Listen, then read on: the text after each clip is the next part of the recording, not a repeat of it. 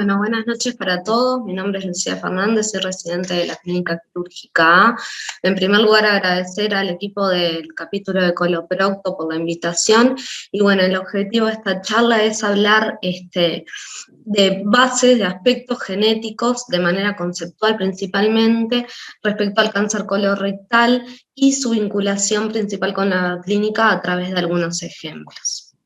Como ya sabemos, el cáncer colorectal es uno de los cánceres con más incidencia a nivel mundial, ocupando la tercera causa de muerte por cáncer a nivel mundial, que predomina sobre todo esta incidencia en los países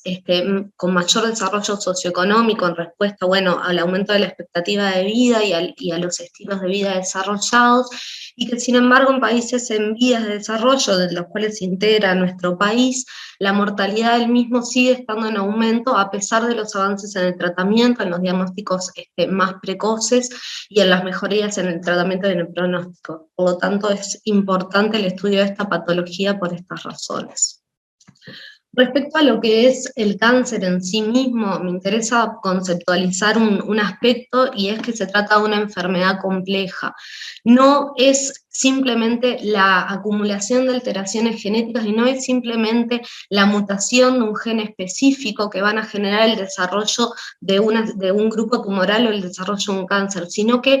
aparte de estas mutaciones, aparte de estas alteraciones moleculares, es necesario un ambiente favorable para el desarrollo de esta enfermedad. Se trata de una interacción constante entre la célula y el huésped, una interacción que esté vinculada a un estado preinflamatorio que sea favorable para el desarrollo, para la proliferación, mediadores inflamatorios, inmunológicos, el desarrollo de nueva vascularización y un montón de factores que tienen que ser propicios para que se desarrolle una célula tumoral en este ambiente. A nivel molecular, vamos a resaltar dos grupos de genes específicos que están vinculados básicamente a lo que es el control del ciclo celular, y que van a ser los que clásicamente se han estudiado y están principalmente alterados en esta patología. Dentro de ellos vamos a ver lo que son los llamados genes supresores de tumores, que sus productos, los productos de estos genes, se encuentran vinculados a la detención y el control del ciclo celular frente a la respuesta a alteraciones genéticas. En esta patología, este grupo de genes se caracterizan por presentar una pérdida de función. Y en segundo lugar, otro grupo de genes, los llamados oncogenes, también que intervienen en la regulación del ciclo celular, que van a estar sus productos intervienen en fomentar el crecimiento y la proliferación celular. En este grupo de genes, cuando se encuentran alterados, esta proliferación celular se genera de forma totalmente desregulada y se caracterizan por presentar en sus alteraciones una ganancia en lo que es su función. En un tercer punto que no vamos a hablar, ya que es muy vasto pero está en constante desarrollo en estos últimos años, es en la expresión de los genes más allá de si se encuentran mutados o no. Los estados de hipermetilación o de hipometilación, la presencia de una expresión aumentada o disminuida respectivamente. Esto se trata básicamente del área de la epigenética, que es un área con gran desarrollo en estos últimos años, pero que en esta charla no lo vamos a tocar. A modo de ejemplo, como ya sabemos, el cáncer colorectal lo podemos dividir en los casos llamados esporádicos, en su inmensa mayoría, en casos con agregación familiar, en síndromes ya conocidos y en estados inflamatorios previos, en patologías de base previas a nivel intestinal. Se reconocen y son las vías más clásicas estudiadas, las dos vías clásicas que son la inestabilidad cromosómica y la inestabilidad microsatelital, que son las que vamos a hablar brevemente. Respecto a la inestabilidad cromosómica, la podemos definir y se encuentra caracterizada por una alteración a nivel estructural cromosómica, y está dada por lo que se llama la pérdida de la heterocigosidad, que ¿qué quiere decir? Es frente a una alteración, frente a una mutación de uno de los alelos, se suma una segunda mutación, una segunda alteración genética que va a generar esta alteración, esta inestabilidad cromosómica. Dentro de ellas se encuentran múltiples genes que son los más conocidos y los más estudiados, y que van a ir actuando en forma sucesiva y tienen que encontrarse alterados para provocar esta generación tumoral. En primer lugar, en un estadio más precoz de la enfermedad, se encuentran las vías de los productos del gen APC, uno de los más estudiados, que se encuentra mutado en la mayoría de los casos, que es un gen que sus productos forman parte de lo que son los genes supresores de tumores, que regulan de forma negativa las señales que promueven el crecimiento, se encargan de la detección del ciclo celular frente a alteraciones estructurales. Esta mutación del gen APC, como ya dijimos, por pérdida de función, va a generar la proliferación de un epitelio normal hacia un adenoma. En segundo lugar, también sucesivamente, las alteraciones genéticas de otros grupos de genes también conocidos con sus vías metabólicas correspondientes. Dentro de ellas destacamos el gen KRAS, que es un oncogen, que su alteración va a dar una ganancia de función y que va a promover la proliferación celular más allá de las señales exógenas de crecimiento. Se establece que se necesita la mutación previa del APC para que se dé esta segunda alteración y va a generar el desarrollo de este adenoma primario hacia un adenoma intermediario. En tercer lugar, en una fase más tardía, en otra mutación de otro grupo de genes supresores tumorales, dentro de los que destacamos el gen P53, también que se encuentra mutado en la mayoría de los tumores de cáncer de colon esporádicos, también es un gen supresor de tumor que por pérdida de función va a generar una alteración y el desarrollo de lo que es un adenoma tardío en un carcinoma. En condiciones normales, este gen, el gen P53, va a encargarse de la detención del ciclo celular en la primera fase del desarrollo, en frenar el ciclo celular desde G1 hacia la fase de duplicación, hacia la fase S, frente a alteraciones celulares, y promover de esta manera la reparación de estas alteraciones o conducir a la muerte celular programada, o como lo conocemos, la apoptosis. Frente a su alteración y pérdida de función, por lo tanto, estas células dañadas no van a ir hacia la reparación celular ni hacia la muerte celular, sino que van a seguir proliferando, y es la fase tardía que va a generar estos adenomas hacia los carcinomas que conocemos. Y posteriormente, bueno, alteraciones a nivel de señalización de membrana que van a generar una evasión celular. La otra vía de señalización, la vía de inestabilidad cromosómica,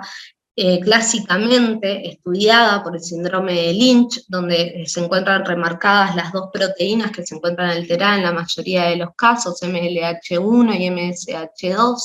responde en realidad a la acumulación de sectores del genoma altamente repetitivos, la acumulación de repeticiones de estos sectores que van a generar una inestabilidad a nivel genómico general. Esto refleja la alteración de estas proteínas, que son proteínas que actúan a nivel de la duplicación celular en la fase S y que básicamente se encargan de la reparación frente a la alteración de bases mientras se está duplicando la molécula de ADN. La alteración de estas proteínas, como ya dijimos, va a generar la acumulación progresiva de mutaciones a nivel de la molécula y por lo tanto esta inestabilidad genómica que va a propiciar un estado en realidad favorable para la generación de tumores. A pesar en realidad de estas dos vías, que son las clásicas y son las que todos conocemos, se destaca que existen múltiples mutaciones y múltiples alteraciones a nivel molecular estudiadas y que van a desembocar en el desarrollo del cáncer colorectal. Esto, a modo de ejemplo, nada más es parte de lo que es el proyecto del Atlas del Genoma del Cáncer, donde se estudiaron más de 200 tumores comparados con tejido sano, y el objetivo fue buscar cuáles eran las alteraciones y los genes mutados en la mayoría de los casos. En la imagen lo que se ve son las vías clásicas descritas, un poco las que estuvimos hablando, y la frecuencia de estos genes que se encuentran mutados. El estudio una de las cosas que permitió y una de las importancias que generó fue poder crear subgrupos moleculares para poder guiar tratamientos posteriores. Ahora, ¿cuál sería la importancia a nivel de la práctica clínica del estudio de las bases moleculares del cáncer colorectal? ¿Cuál es la importancia para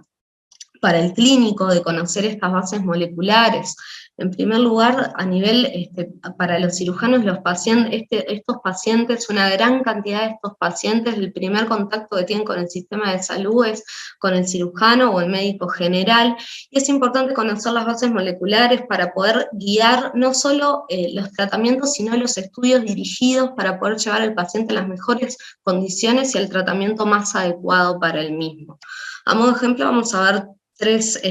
grandes ejemplos que me parecen interesantes tener en cuenta, que son, bueno, poder establecer valores pronósticos y terapéuticos a partir de diferentes perfiles moleculares que se van a asociar con diferentes sobrevida y con diferente respuesta al tratamiento, y en eso me interesa destacar las diferencias a nivel pronóstico según las topografías de los tumores primarios. En segundo lugar, la posibilidad de poder establecer grupos de riesgo, de poder establecer que no todos los pacientes y no todos los cánceres de colon son pacientes iguales, y poder definir en ellos que pueden presentar o que pueden requerir tratamientos diferentes. En esto se encuentran involucradas las investigaciones de marcadores moleculares, de paneles diagnósticos que puedan orientar a dividir los pacientes en grupos y que estos puedan responder a diferentes tipos de tratamientos.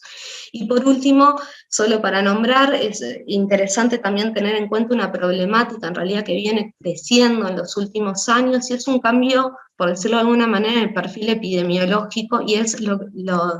el grupo de pacientes con cáncer de colon a edad temprana.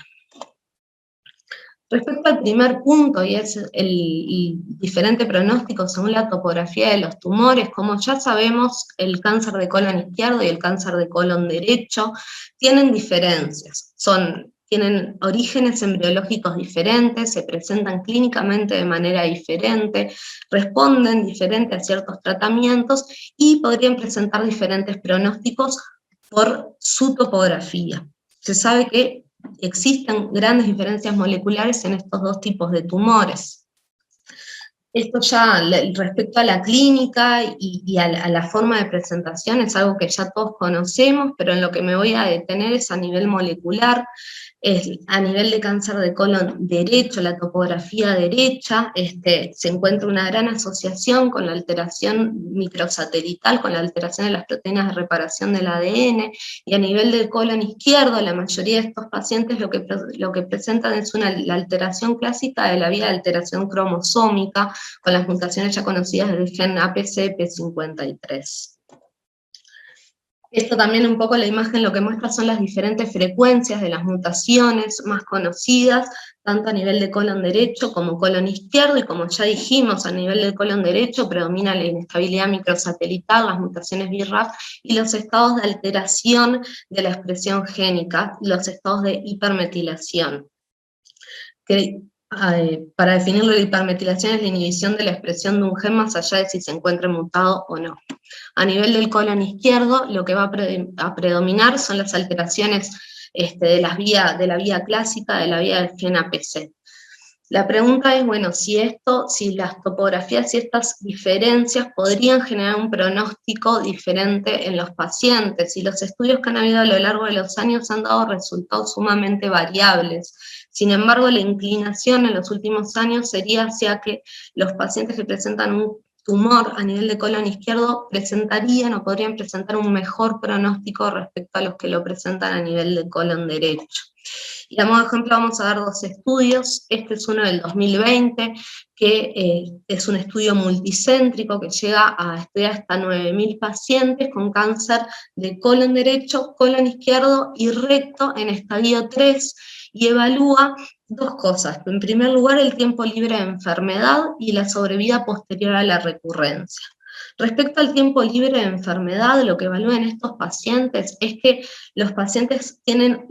el mejor pronóstico de tiempo libre de enfermedad los que presentan tumores a nivel de colon izquierdo, seguido de los que presentan tumores a nivel de colon derecho, y por último los que presentan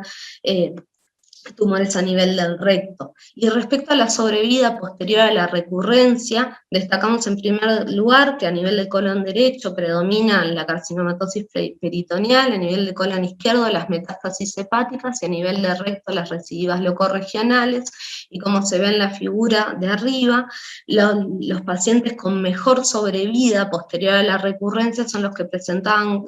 tumores a nivel de colon izquierdo, seguido de los pacientes que presentaban tumores a nivel de recto, y por último a nivel de colon derecho. En otro segundo estudio, este es un metaanálisis del 2016 con un gran valor estadístico que recaba los resultados de 66 estudios y llega hasta 1 millón de pacientes, y termina en realidad concluyendo que la localización izquierda se encontraría asociada con una disminución del riesgo de muerte por cáncer, y que esta disminución del riesgo es independiente del estadio de la enfermedad, del sexo, de la raza, de la terapia oncológica recibida y del año de publicación. Y esto podría poner, bueno, en punto de investigación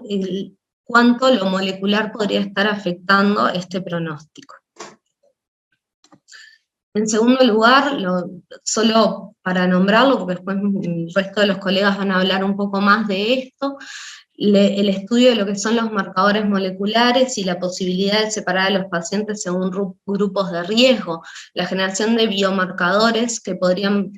plantear los riesgos de enfermedad y predecir el pronóstico, dentro de ellos para guiar los tratamientos, sobre todo oncoespecíficos. Ya conocemos las diferencias en las mutaciones de BRAF, KRAS y P53, y esto nos permitiría poder dividir a los pacientes en subgrupos moleculares y poder así guiar el tratamiento. No me voy a extender mucho más porque esto lo van a hablar el resto de los panelistas. Y por último, también tener en cuenta y poder poner a discusión lo que es el cáncer de colon a edad temprana, el cáncer de colon en pacientes menores de 50 años. Ocupa actualmente hasta un 5% del total de los cánceres colorectales, y la importancia de este tema es que viene teniendo en los últimos años un incremento progresivo a nivel mundial, con un hasta 2% de incremento por año en el diagnóstico. En las figuras en realidad que se ve cómo viene incrementándose a nivel de todos los años los diagnósticos de cáncer colorectal en pacientes jóvenes. En la mayoría son casos esporádicos y llama la atención que tienen una baja asociación con los factores de riesgo descritos clásicamente, como la obesidad, el sedentarismo, tabaquismo, etc. Se suelen presentar en estadios más avanzados, suelen tener una topografía distal, suelen ser más agresivos, presentarte con metástasis, y a nivel molecular se asocian más con